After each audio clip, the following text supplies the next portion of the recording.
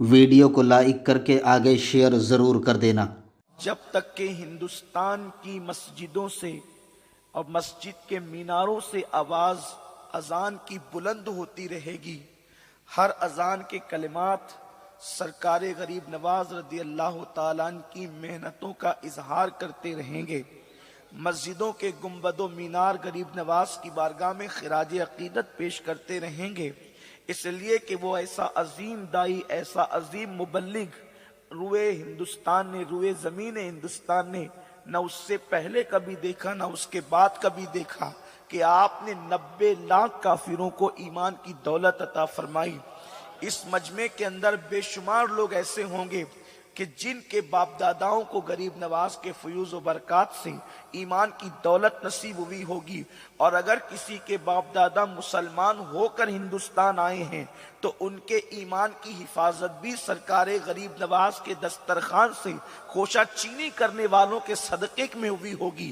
میرے پیارے آقا صلی اللہ علیہ وسلم کے پیارے دیوانوں، ہندوستان کا بچہ بچہ جانتا ہے کہ سرکار غریب نواز اس زمین پر کیوں آئے تھے۔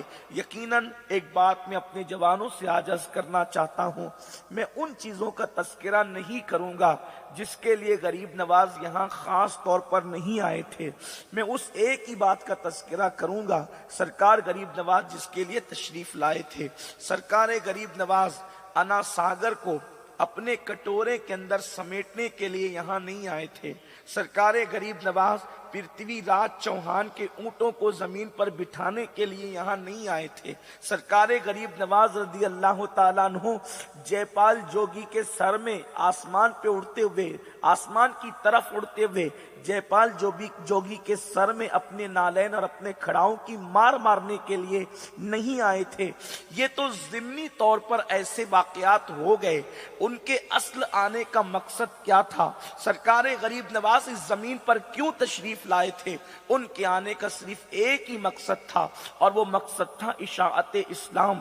ہندوستان کی سرزمین کفرستان تھی، ہندوستان کی سرزمین کے لوگ جہالت کی وادیوں میں بھٹک رہے تھے، ہندوستان کی سرزمین کے لوگ اپنی بیٹیوں کو اپنے ہاتھوں سے شوہر کی چتا پر زندہ جلا رہے تھے۔ یہ ہندوستان کی سرزمین کی تاریخ ہے۔ جب تک کہ خواجہ ہندوستان نہیں آئے تھے، غریب نواز کے آنے سے کسی کو ایمان ملا، اور جن کو ایمان نہ ملا کم سے کم ان کو زندگی گزارنے کا شعور تو مل گیا، انہیں زندگی گزارنے کا طریقہ تو مل گیا۔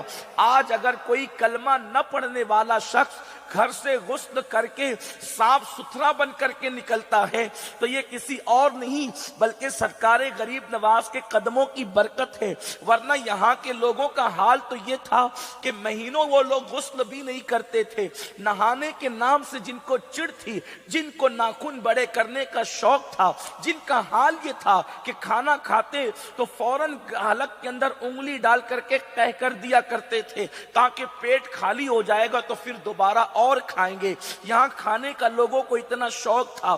ایک بیوہ کو شوہر کی چتا پر زندہ جلا دیا جاتا تھا۔ یہ ہندوستان کی تاریخ ہے، اس کا انکار دنیا کا کوئی انسان نہیں کر سکتا۔ لیکن کب تک؟ جب تک کہ علی کا بیٹا فاطمہ کا لخت جگر ہند کی زمین پر قدم نہیں رکھتا ہے تو اس وقت تک کی حالت ہوتی ہے۔ لیکن میرے خواجہ نے ہند کی زمین پہ قدم کیا رکھا؟ آپ اسلام کا پیغام لے کر کے آئے، آپ رسول پاک کے نائب بن کر آئے، اپنے نانا جان کے نائب بن کر آئے۔ میرے آقا صلی اللہ علیہ وسلم کے دیوانوں، حیرت کی بات ہے ہزاروں تلواریں جو کام نہ کر سکی وہ سرکار غریب نواز کے کردار نے کام کیا ہے۔ میرے آقا صلی اللہ علیہ وسلم کے دیوانوں، جہاں تلواریں ٹوٹ گئی ہے وہاں اس مرد درویش کی حکمتوں نے کام کیا ہے۔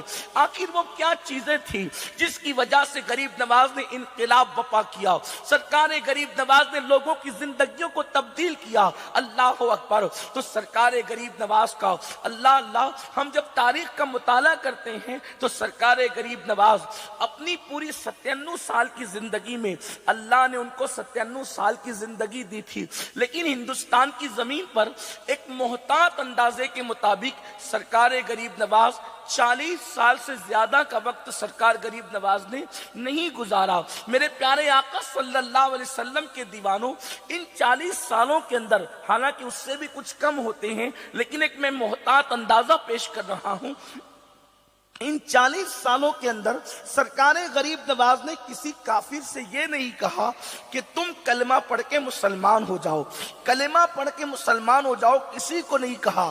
آنے والا سرکار غریب نواز کے کردار سے، آپ کے انداز سے، آپ کی گفتگو سے، آپ کے ملفوظات سے اتنا متاثر ہوتا تھا کہ وہ خود ہی کلمہ پڑھ کے مسلمان ہو جاتا تھا۔ ویڈیو اگر اچھا لگا ہو تو لائک کر کے آگے شیئر ضرور کر دینا۔